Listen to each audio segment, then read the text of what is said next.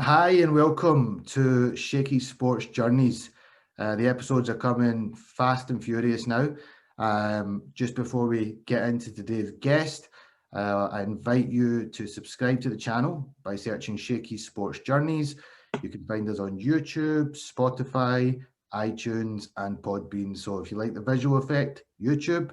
If you like the audio effect, you've got plenty of platforms to use. We'll be speaking with cricketers, rugby players, football players, other elite sports as well. Lots of different stories, as well as now branching out and speaking to people from different communities who help and do stuff for the local communities that are inspiring. And obviously, it's an ongoing discussion on the channel of chatting about mental health and the importance of it and looking after it. Today's guest, this is a really, really special episode for me. I'm very inspired by this young lady. I came across her about 7 or 8 years ago. She was doing a photo shoot with, I think, with Majid Haq and Richard Berrington at the time. And what stood out to me was that she was wearing the hijab, mashallah. So it's a real pleasure today to welcome to the podcast Scotland international cricketer Abtaha Maqsood. Assalamu alaikum, how are you? Walaikum salam. Good. How are you? Very well, thank you. Very, very well. Pleasure to have you on the show. We've been trying to get this booked in for a while. You had your brother's wedding.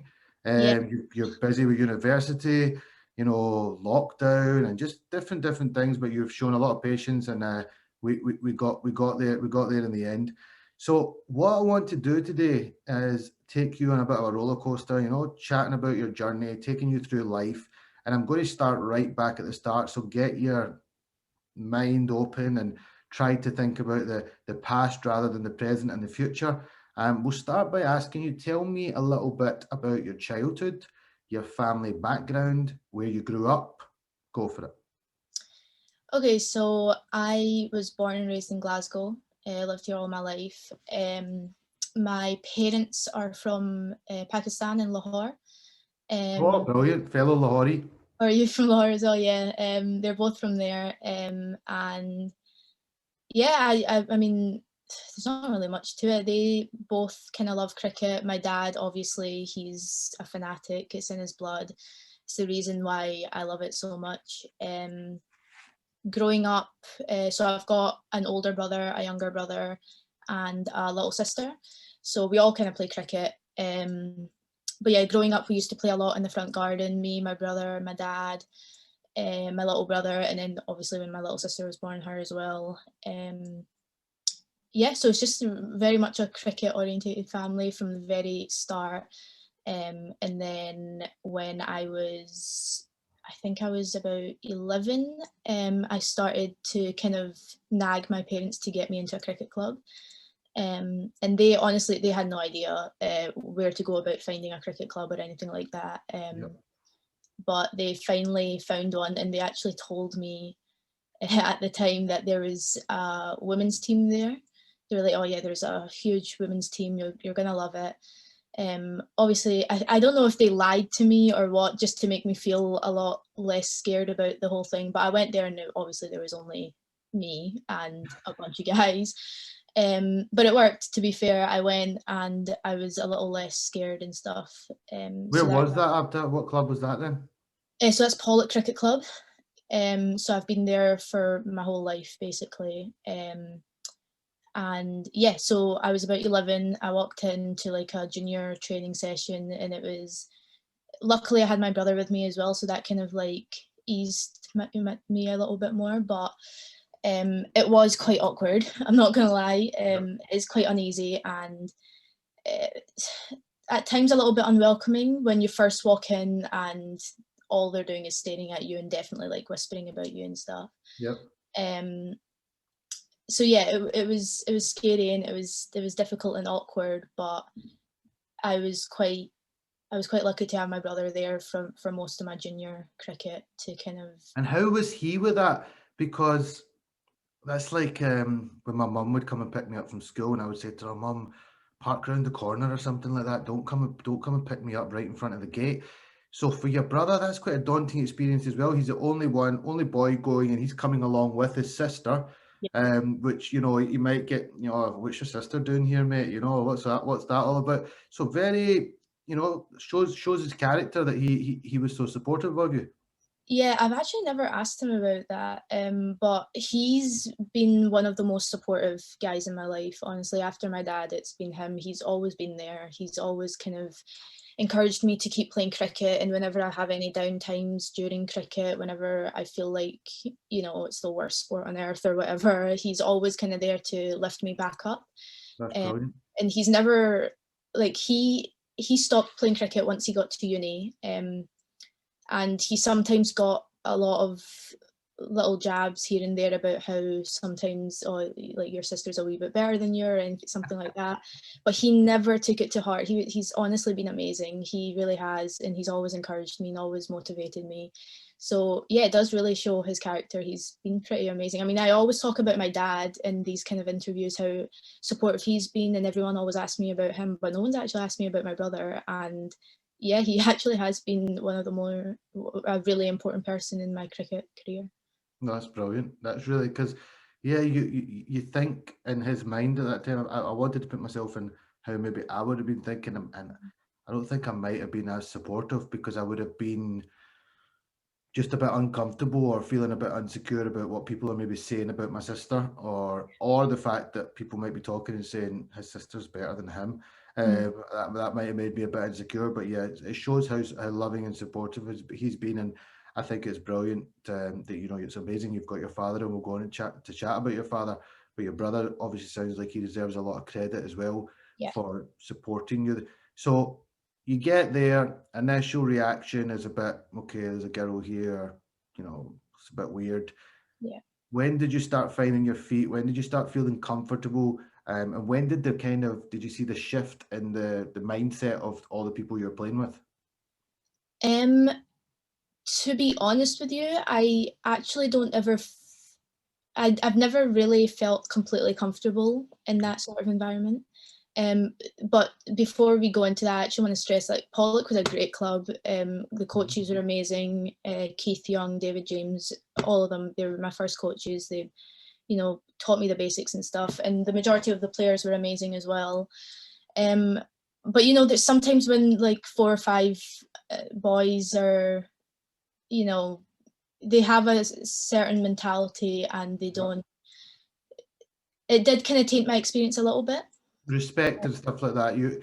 They were probably making certain jokes, not even maybe necessarily towards you, but you were probably hearing things and hearing the boys chat, and it's, that's a bit awkward. Yeah, they would never say that in front of me or to my face or anything, but there's been times when I've heard whispers behind my back, and there was this one time fairly recently, actually, well, not recently now, I think I was about 18, 19, and it had got to a point where I kind of stopped going to Pollock, because I did kind of feel a little bit uneasy over there, even though, like, most of the people were great, and I love that club, it's really special to me, but as I said, like, just a few people kind of taint your experience a little bit. And I decided at that time, right, there's training on tonight, I'm just going to go, I'm just going to do it. So I ended up going, and it started off pretty well. People were talking to me, and I felt so much more welcomed. I think because people were a little bit older as well, so that sort of childish mentality isn't there anymore. And we were playing this game in the nets, like, if you're out kind of thing. So I bowled, and the guy hit it back at me, and I caught the ball, and I was, he was out. So he came out, and he actually looked at me, he was like, good catch, and it made me feel pretty good, like, oh, that's, like, he's actually values me as a player, this is really nice. And then when he was, like, de-padding and stuff, he was talking to another boy who I've played cricket with my whole life. And they were just kind of, like, messing about with each other and making fun of each other and stuff. And then in retaliation, the other boy who I played cricket with my whole life, he said, I don't know if you know, it's this thing called G language that goes about in Glasgow. Maybe from before. I'm a bit older than you, remember, so maybe it's from you. I don't remember it from my era, but continue. Yeah, well, there's this thing, and I think he just assumed that I wouldn't understand it, but I do. And to retaliate, he said, something like, that's rich coming from you. You got out by a girl. Yeah. And from then on, that just stuck with me, and it did actually really upset me at the time, even though, like, looking back at it now, I feel like, why did I let all of these things get to me so much? The fact that I know that I was a good cricketer and I didn't really need validation from them, but like, in hindsight, I did compromise my cricket training because of just a few boys who would think silly things like that. And I think it was the fact that it was coming from someone who I've played with my whole life as well. Yeah. So that kind of value wasn't there. Like, it felt like he didn't really value me as a cricketer. So from then on, I kind of didn't really go back, and it's kind of sad now. And I kick myself about it. Like, why did I let this happen? Like, it's not my fault, it's their fault. Like, they should feel Yeah, amazing. no, it's not your fault, and I think that's a strong message that goes out there. I think times are changing, and I certainly have seen more women around cricket clubs.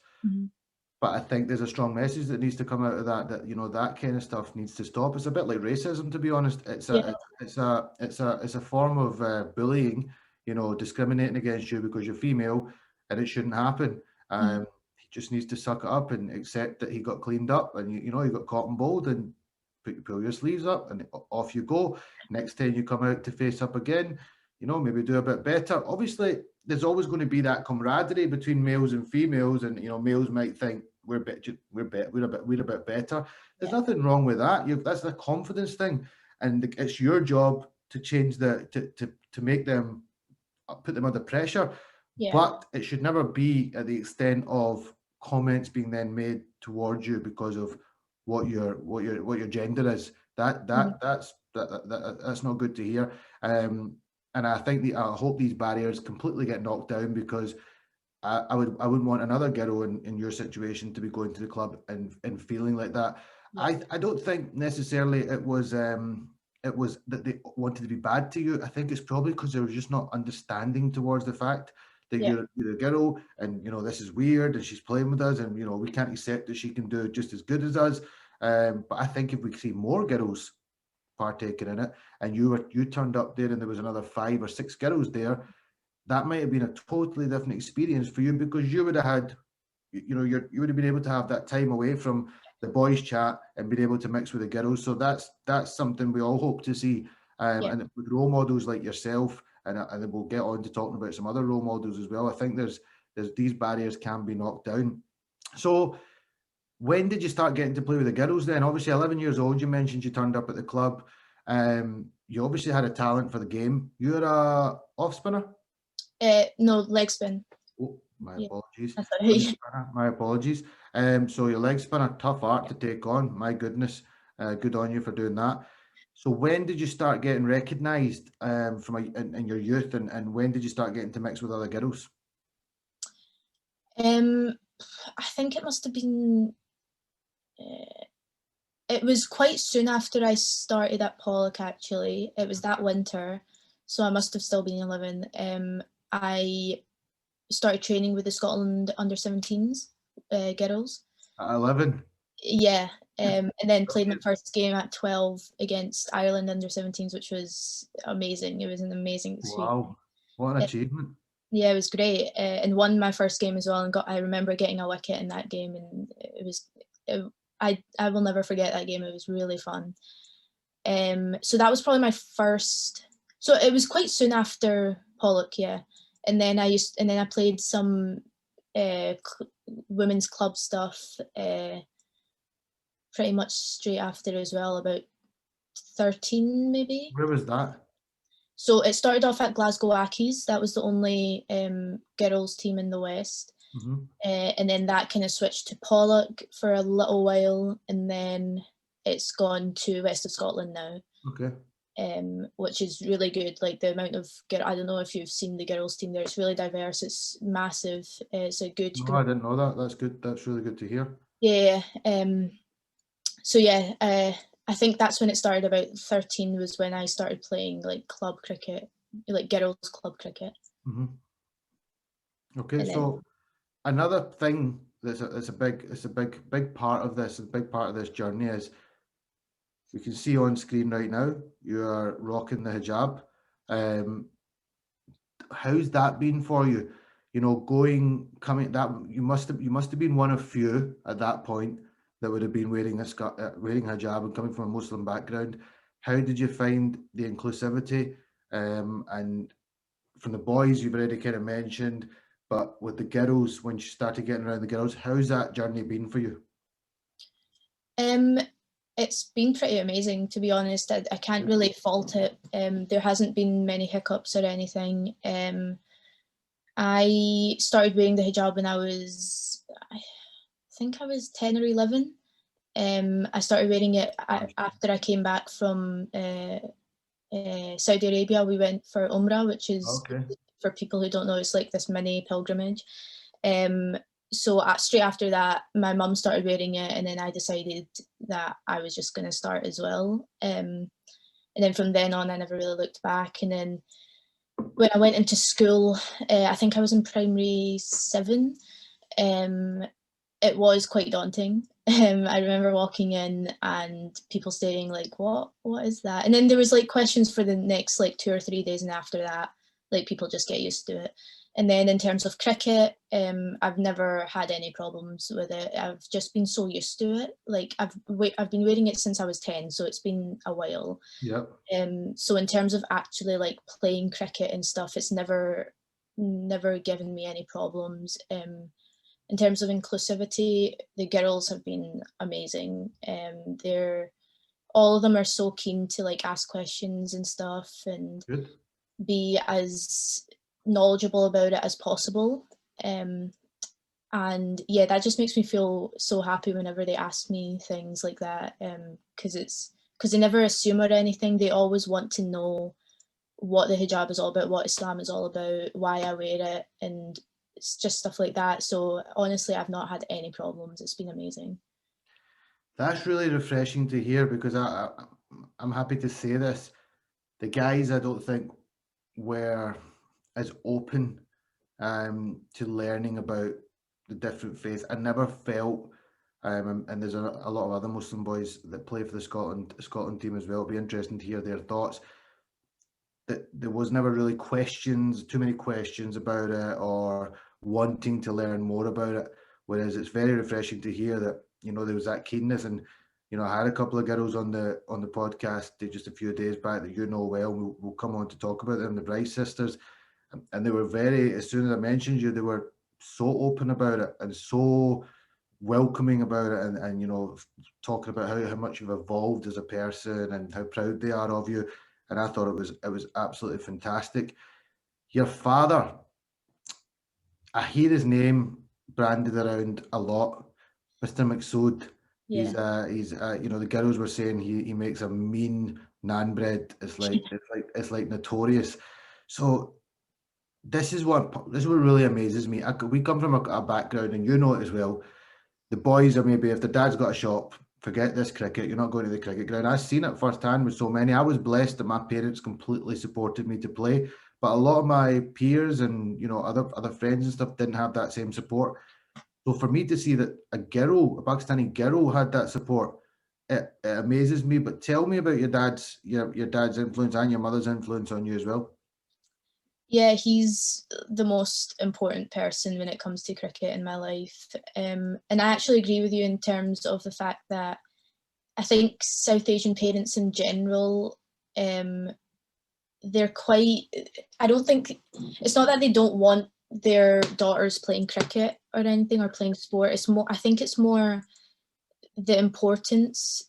They don't see it as being an important thing. And that's the same with their sons as well. I think it's waste of time, basically. Keep your... Yeah, exactly. Like, you know, you want to do well in school, you want to do well in uni, you want to be a doctor, a lawyer, engineer, whatever.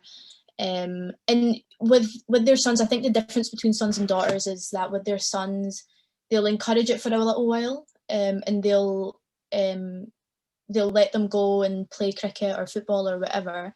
But then when the time comes to crack down and do uni and stuff like that, they'll be like, right, okay, it's uni time, it's time to study. Like, yep. That's what's important. Whereas with females, it's more because sport is so male dominated. I don't think they expect their daughters to even like sports. They don't expect it to come from them. So they never really encourage it in the first place. So I think the majority of South Asian parents right now, like, it's not that they don't think women should be playing sport. I think it's more they don't give it as much importance as there should be. And I think that's where my dad was different, because all I remember from day one is that he used to sit me, my brother, both my brothers down, and tell us equally that physical, like doing something physical, like in terms of sport, any sport whatsoever, is so important for physical health, mental health, and it's important whatever gender you are. He used to tell us that equally. He gave it so much importance that I kind of had to play sport. So yeah, I think that's where it differs. That's where my dad was a little bit different to some other people. I would say not to some other people. I would say to a lot of people, a higher percentage of people. And I hope this gets out to those type of parents, because I think you're right in saying it's not that they don't want to do it, they just don't feel it's important. Especially with the daughters, roti paka, learn how to make the food and study, and that you see it too often. Girls just kind of wasted at home a little bit too much. I mean, they're not married or anything like that, so they don't have that. They're free to be able to do other things with their life. And I think somebody like you is a massive role model to households, and your father as well is a massive role model, because other dads seeing what you're doing might just start thinking, I should have. And maybe it sounds like you said, I would have played sport no matter what, whether I liked it or not, because my dad encouraged it. So it wasn't like you came home and had to have this battle with your father that I want to play sport. And he was kind of pushing you down that route, and look what it's taken you. So strong message there to all Pakistani parents and parents from any backgrounds that maybe think their daughters can't play sport. Here's living proof that they most certainly can. And big shout out to Uncle. It's really amazing. I take inspiration. I'm a father myself, so I will try to take some of that on board with my daughter, and encourage her to take part in sports. So you 12 years old, you've already played, and I didn't realize that's some achievement. But take me a little bit on a journey kind of through your teenage years then, and what you took part in playing for Scotland and stuff. So after 12, it was 14 when I made my debut for the full Scotland team. Wow. I actually can't even remember who it was against. It's really bad. It was like an English county. Okay. But I do remember getting a wicket that game, and I remember my dad coming down to watch and my uncle coming down to watch. So that was really fun. And then from there, I also did taekwondo for quite a while. Okay. So I got a black belt in taekwondo, which was good. Yeah. You're scaring me now. So you're a talented cricketer, and you're a lethal weapon. So your dad has really, really, introduced you to, both. I mean, that's something that's important to me. I want my daughter, for instance, to learn some sort of self-defense. Yeah, he always say that. He was like, no matter if you're a guy or a girl, you need to know how to defend yourself in some way, shape, or form. So that's why I didn't like taekwondo as much as I liked cricket. But he did really encourage me to continue to do both things, because taekwondo, you can't really transfer some of the skills in taekwondo to cricket, obviously, but it got me really fit and healthy, so that really helped. But yeah, as I got older, I kind of stopped doing taekwondo with cricket. When did you achieve what age were you when you achieved your black belt? 11, I think. Wow. Yeah. So what age were you doing taekwondo from then? That must have been really young you started. I was pretty young. I think I was 6. So from 6 till about 15.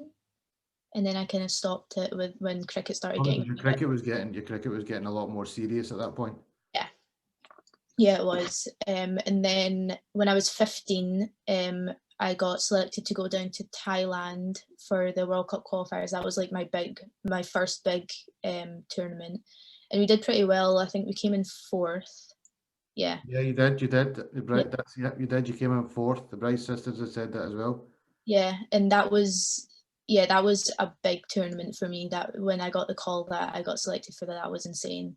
And my dad came and surprised me there as well, which was really cute. I didn't know he was coming.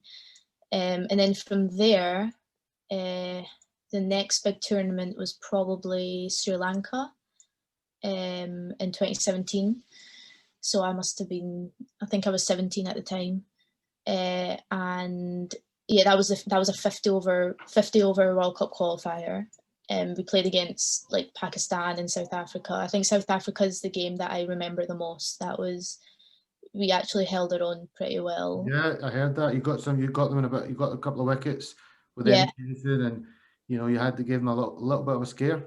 yeah. So that was really good. I enjoyed Sri Lanka, and then But just to take so at such a young age, Abtaha, yeah, first time I went to like a really far away country was probably when I went to under 19 World Cup when I was 17 plus.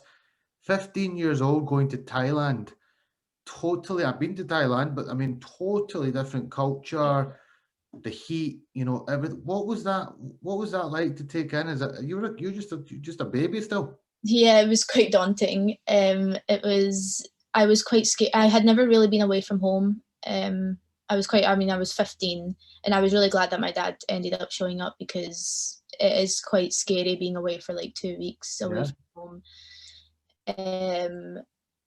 But yeah, I'm just so grateful for the team as well. They've always kind of taken care of me. They're just a great bunch of girls, so you kind of feel at home straight away.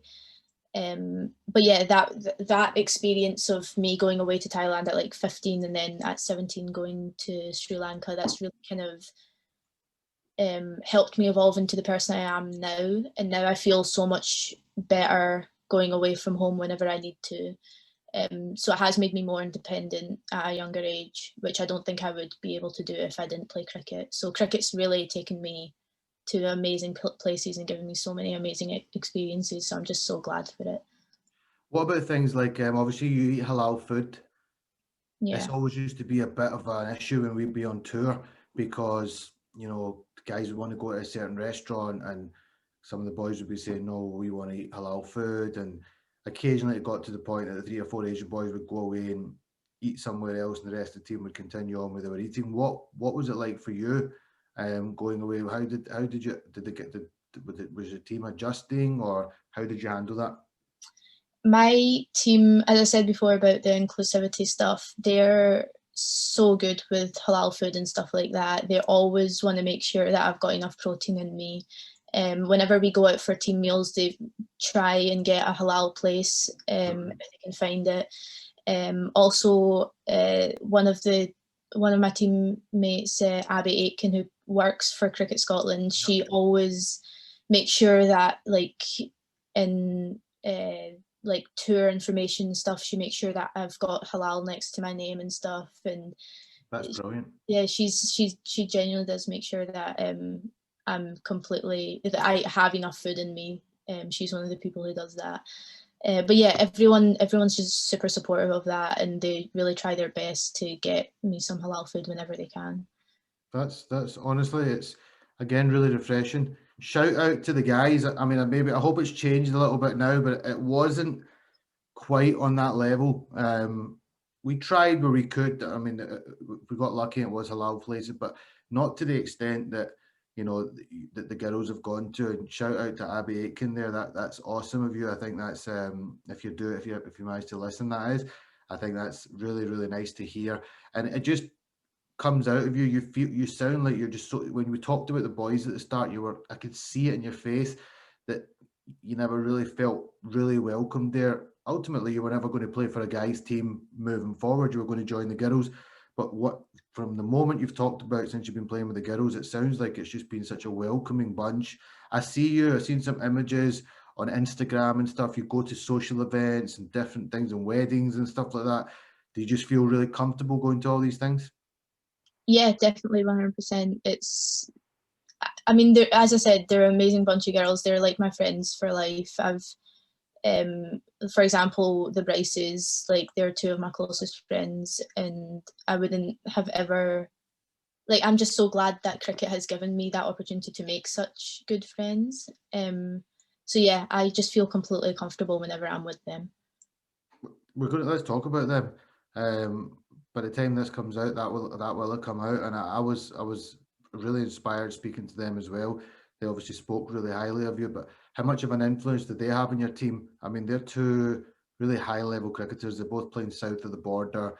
You know, they're scoring runs for fun, taking wickets for fun. Sarah's a great wicket keeper. How much influence have they had on you and the rest of the team? So much influence. I mean, they're captain and vice captain, so you would expect that. But me personally, I've played cricket with them since under 17, so since I was like 11. And honestly, I genuinely don't have words for how inspirational they are and how much they've kind of changed my life in terms of cricket as well. I've learned so much from them, and honestly, I actually just get speechless whenever I talk about them because they are just two incredible people. And yes, they're amazing cricketers. We all know that. We've seen that. But they're amazing people as well. And I've never met two nicer people in my life. And I'm so glad that I have them in my life. I'm glad that we have them in the team because honestly, like you're right, they score runs for fun. They take wickets for fun. They're just a great duo. They really are, and Cricket Scotland's really lucky to have them right now. They're young as well still, so there's a lot of cricket left in them. So hopefully they're only going to get better. Yeah. Do you feel they make the rest of you just lift that standard a little bit more as well?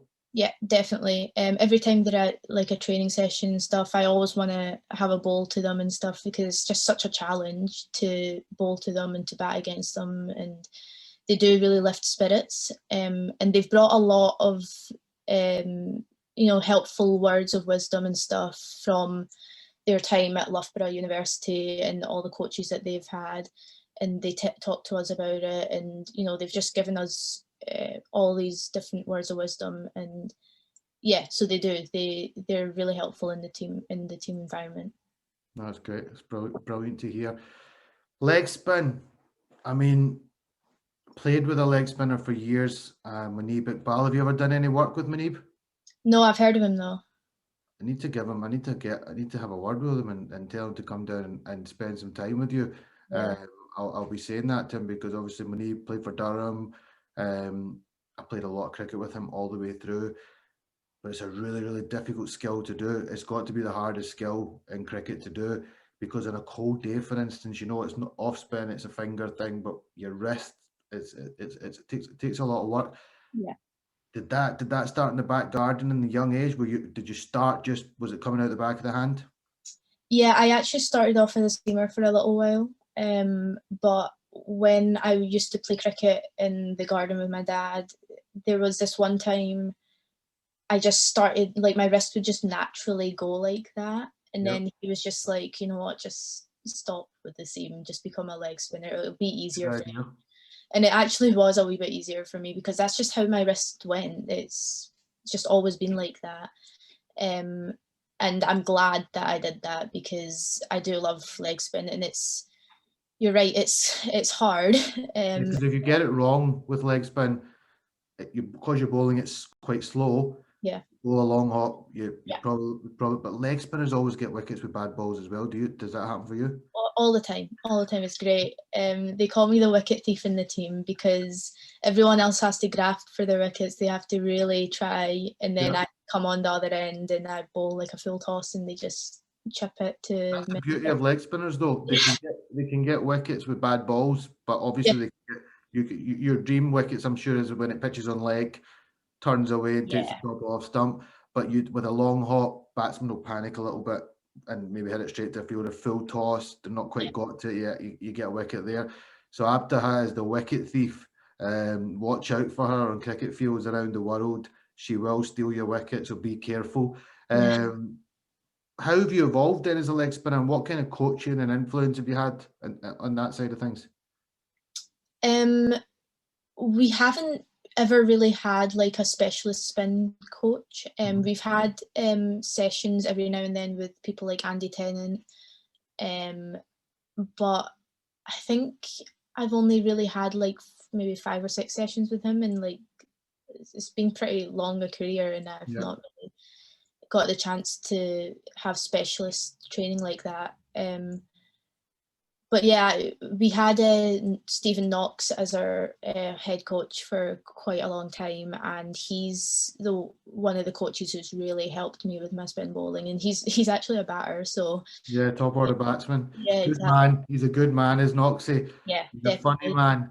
man. But yeah, continue on. So he had a big influence on you then. Yeah, 100%. He's I used to bowl pretty slowly, like really slowly. You'll be amazed. But I think about maybe 2 3 years ago, he just kind of, I don't know, just some of the things that he says, it just sticks with you. And then suddenly I just started to bowl quicker and had a little bit more about me. And yeah, he genuinely did change the way that I bowled in such a positive way. So he's genuinely had a massive impact and massive influence on me. So yeah, shout out to Stephen Knox. He's been a pretty amazing coach. Yeah, that's good to hear. Noxie's a good man. I played Yeah. quite a lot of cricket with him as well, and he's a good team man. And I noticed he's been involved with it as a coach for the women's team for quite a while. So it's brilliant to hear. But listen, I'll go back to that. Just on your doorstep in Glasgow, there's a very good leg spinner that lives in the city, and I will be having a word with him and looking to, obviously, once restrictions are lifted, that we can get back to a bit of normality. But I think it would be great for you to spend a couple hours when we Yeah, need, definitely. and take some advice from him, because I mean he's played a lot of cricket, he's played internationally, World Cup qualifiers, etc. So he would be somebody that really good for you to spend some time with.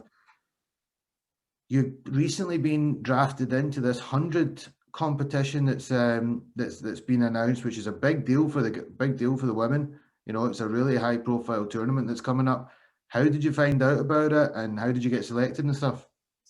I mean, it's been a pretty surreal experience. I found out not last year, the year before, so 2019. October 2019, I remember I was actually at uni and I got a text, and it just said that Birmingham Phoenix would love to have you. And I couldn't reply to it straight away. I remember I was busy doing something and I was like, I really need to like reply to this text, but I'm in uni, I can't. So I had to wait for a couple hours, and then obviously I texted my dad and my brother and just the whole family straight away, and they were completely like, they were so shocked, just as I was. Shocked and bursting with pride as well, I'd imagine. Yeah, no, my dad was really happy. So was my brother. It was quite amazing. And then obviously the 100 didn't happen last year, so that was a shame. But it's hopefully going to happen this year, and I'm just super excited for it. It's just going to be it's going to be different, I think, a little bit different, but it's just cricket at the end of the day. So I'm just going Yeah. to keep preparing the way that I prepare, and hopefully get to play with and against some amazing people. So I'm really excited for that. How much do you know about the team, the squad, and I'm assuming you haven't been able to spend any time with them yet. Has there been any calls or Zoom calls or anything? Have you got to know any of them yet? No, not at all. I know Kirsty Gordon, who used to play for Scotland a few Mhm. years ago.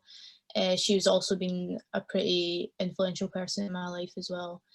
So that will be good, having a friendly face there, That's good. just someone that I know. But other than that, I don't really know anyone else. We won't struggle for halal food in Birmingham, put it that way. Yeah, You'll have plenty of options to yeah, places to eat there. It's known for good food. So hopefully, all going well, inshallah, you will be going to play in Birmingham this summer. How yeah. long is the tournament meant to take place for? Um, I think 5 weeks. I don't think it's been released or anything. I'm not really sure what the dates are, but it's all like up in the air still. So we'll see. And will you be playing against the certain Bryce sisters then? Yeah, I will be. So I think Brycey's playing for Trent and Sarah's playing for Oval Invincibles. All right, so there's going to be a bit of Rivalry there, yeah. competition all round there. That's good, and that again though that'll make you probably just feel comfortable because in game days, I'd imagine afterwards you'll go for a bite to eat together or something. It'll just make you feel comfortable. So listen, all going well, and that tournament goes ahead. Be wishing you all the very best. Be following closely, and I hope you take the tournament by storm. You're a leg spinner who's a wicket thief. Keep that in your armory and use it to your benefit. Something else I wanted to touch on is you've mentioned there when you got your text message, you were in university and you couldn't respond at the time. What do you study? Dentistry. Oh right, okay. So it's all right. So you were in seeing Mr. Umair. So that's a good contact for you to have as well. You Yeah, know, maybe some work experience or something there down the line. How do you juggle such what I'd imagine is quite stressful studies and high level sport? It's pretty stressful, not gonna lie. It's a lot easier right now with coronavirus because we're not really seeing many patients or any patients at the moment. We were meant to start seeing patients at the start of this year, but we just can't, not until we get fully vaccinated. But before, like in first and second year, it was a tough challenge. I think first year I handled it okay, and then second year it kind of got a little bit too much where, you know, I had to take a step back every few days and just be like, right, okay, I need some me time as well. So I think that's how I kind of try to handle it, is to make sure that I do set aside time for just me sitting down watching a movie or going for a walk or seeing my friends. I just feel like that's so important for mental health in general. Yeah, no, it's a good message there. You know, that it's not healthy to be sitting up till 4 or 5 o'clock in the morning studying. Then you've got to, not that I ever did that, but it's a balance, isn't it? It's a complete balance. But having that downtime is good for your mental health, and getting some fresh air and going for a walk is really good. So, future goals, performing in the 100 competition would be lovely. With Scotland, are we expected to be seeing you then, even if you become a dentist? Do you think the doors are still going to be open for you to still be playing for Scotland regularly? I would hope so. Yeah, that's the dream. I feel like, I mean, I think I like cricket more than I like uni. I think that's for sure. So I would love to like continue to play cricket, and hopefully uni doesn't get in the way. But it is going to be tough, and I know that, and I think I have to accept that. I might need to maybe take a year out or something like that. But either way, hopefully, I don't think I want to ever give up cricket. Sounds like you'll find a way.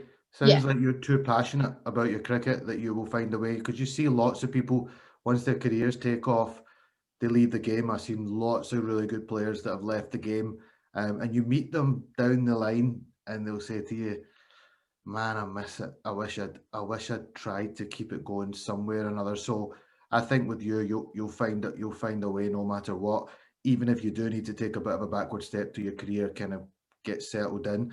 Yeah. My final question to you is a really important question, probably the most important question I think I'll ask, and that is, what message do you give to a young girl sitting out there, but particularly a young Muslim girl sitting out there and has dreams to do something, whether it be sport or whether it be their studies? What advice would you give them?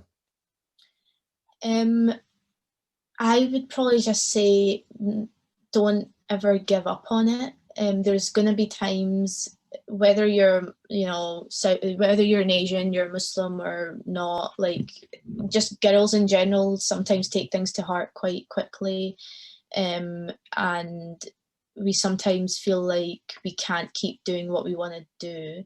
So there's been times with cricket where I've just been like, this is the worst game ever. Why am I doing this? But I think if you can get through that period of time, that just shows your character so well.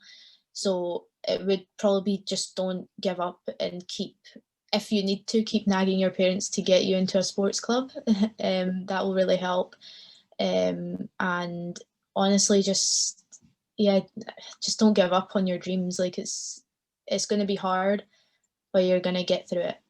Yeah, so there's going to have bumps in the road. It's not all plain sailing. I can imagine it's not all been plain sailing for you, Yeah. but you know you need to show resilience, and you'll get there in the end. Message to the parents out there, similar, because obviously you've been blessed that your parents have supported you, but I think we need to get the point across to Muslim parents out there in particular, and we're only targeting a little bit on Muslim parents here. In Pakistani, maybe Pakistanis more, because it's kind of, girls don't really play sport. I mean, doesn't really. It's just kind of the way it is. But it's not true. It's not true at all. Yeah. Do we have other girls now playing? Other Muslim girls playing the team as well? I heard a girl called Ikra. Yeah, Ikra's playing, and there's quite a few girls in the West of Scotland Cricket Club.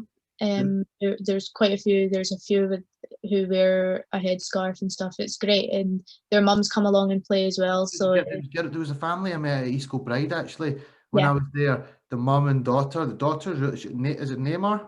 Neymar, yeah, she's really good as well. I seen she had a lot of ability, and her mum gets the sleeves rolled up, and she's part as well. She used to play in Pakistan quite a lot. She said, she used to play a fairly high level in Pakistan, so that's pretty good. I think the dad, but he actually started bowling a bit of leg spin in the nets.